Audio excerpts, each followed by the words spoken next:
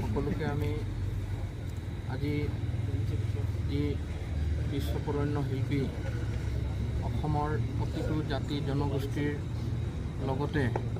অসমৰ বায়ু মাটি পানী পাহাৰ ভৈয়াম সকলোৰে গীত গাই অসম আৰু অসমীয়াক চিৰকালৰ বাবে মহীয়ান কৰা আমাৰ অতি শ্ৰদ্ধাৰ জুবিন গাৰ্গৰ মৃত্যুৰ বাতৰিয়ে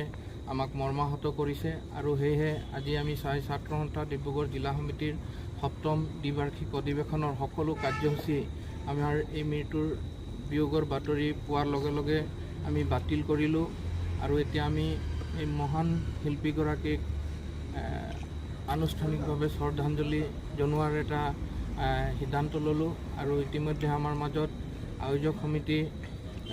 প্ৰাক্তন কেন্দ্ৰীয় বিষয়ববীয়া বৰ্তমানৰ বিষয়ববীয়া আৰু ডিব্ৰুগড় জিলাৰ সকলো আশাকৰ্মী মৰ্মাহত হৈছোঁ আৰু তেখেতৰ প্ৰতি আমি শ্ৰদ্ধাঞ্জলি জ্ঞাপন কৰিব বিচাৰিছোঁ আৰু সেয়েহে তেখেতৰ আত্মাৰ সদগতিৰ